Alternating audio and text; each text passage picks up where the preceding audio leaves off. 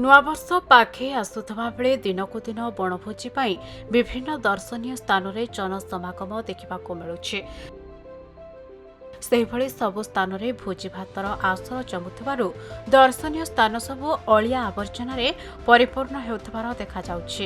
ଏହାକୁ ଦୃଷ୍ଟି ରଖି ଦର୍ଶନୀୟ ସ୍ଥାନକୁ କିପରି ସୁରକ୍ଷା ଦିଆଯିବ ସେ ନେଇ ବିଭିନ୍ନ ବିଭାଗ ତଥା ବିଭିନ୍ନ ଅନୁଷ୍ଠାନର ସମାଜସେବୀ ଖସଡ଼ା ଜଳପ୍ରପାତକୁ ସଫା କରି ସମାଜକୁ ଏକ ନିଆରା ବାର୍ତ୍ତା ଦେଇଛନ୍ତି।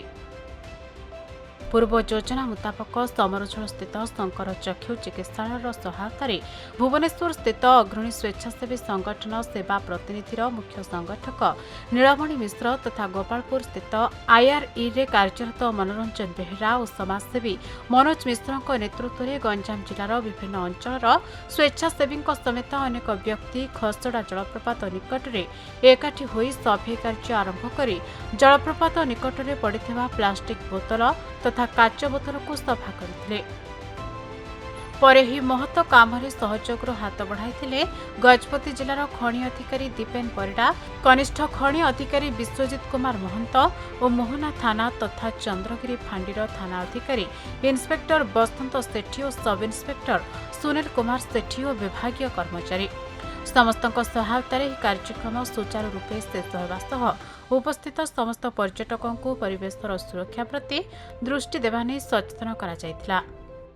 ଆଜି ବଡ଼ ସୌଭାଗ୍ୟର ଦିନ, ଯାହା ହେଉ ଆମର ପ୍ରଶାସନିକ ଅଧିକାରୀ ମାଇନିଂ ଅଫିସର ଏବଂ ଜିଲ୍ଲା ଅଭିଯୋଜନକାରୀ ରାଜେଶ କୁମାର ମିଶ୍ରଙ୍କର ସହଯୋଗରେ ଆଜି ଆମର ଖସଡ଼ା ଜଳପ୍ରପାତର ସ୍ୱଚ୍ଛତା ଅଭିଯାନ କରାଯାଇଥିଲା। ଆମ ଗାୟତ୍ରୀ ପରିବାର ତରଫରୁ ଆମକୁ ସେ ସେବା କରିବାର ସୁଯୋଗ ପାଇଥିଲୁ। ଆମେ ପୁରା ଦିନଭରା ସେଇଠି ସେବା କରିଥିଲୁ। ସେଇଠି ପ୍ଲାଷ୍ଟିକ୍ ବୋତଲ, ଡିସ୍ପୋଜାଲ ଗ୍ଲାସ୍ ଏବଂ ବଫେ ପ୍ଲେଟ୍ ଏସବୁ ଏଣୁତେଣୁ ଚତୁଃପାର୍ଶ୍ୱରେ ବହୁତ ମଇଳା ଅପରିଷ୍କାର ହୋଇ ପଡ଼ି ରହିଥିଲା, ଯେଉଁଟାକି ଆଜି ଆମେ ସେଟାକର ସ୍ୱଚ୍ଛତା କରିଛୁ। ଆଉ ଆମେ ଚାହୁଁଛୁ ଯେ ସେଠିକି ଯେଉଁମାନେ ପ୍ରକୃତରେ ଯାଆନ୍ତି ବଣଭୋଜି କରି ଆନନ୍ଦିତ ହୁଅନ୍ତି, କିନ୍ତୁ ଆମକୁ ଏହି ସୁଯୋଗ ମିଳିଥିଲା ଯେ ଆମେ ସ୍ୱଚ୍ଛତା କରି ଆମେ ସେଇଠି ଗୋଟେ ଆନନ୍ଦ ଅନୁଭବ କରୁଥିଲୁ। ସେଇଥିରୁ ଆମେ ସେତିକି ଶିକ୍ଷା ପ୍ରେରଣା ଆମେ ଦେବୁ ଯେ ସେଇଠି ବଣଭୋଜି କରିବା ସହିତ ସେଇଥିର ଚତୁଃପାର୍ଶ୍ୱ ଯଦି ସ୍ୱଚ୍ଛତା ରଖିବେ, ନିଶ୍ଚୟ ଆଗକୁ ସେଇ ଜାଗାର ପରିବେଶ ସ୍ୱଚ୍ଛ ରହିବ ଏବଂ ସେଇଠି ଯେଉଁ ଖସଡ଼ାର ଜଳ ଆସୁଛି ସେଇ ଜଳ ମଧ୍ୟ ସ୍ୱଚ୍ଛ ରହିବ।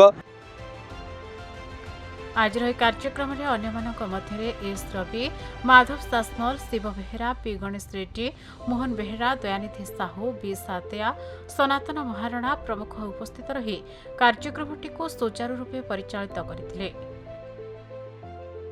ଗଜପତିରୁ ହେମନ୍ତ ପ୍ରଧାନଙ୍କ ରିପୋର୍ଟ, ଖବର ଓଡ଼ିଶା।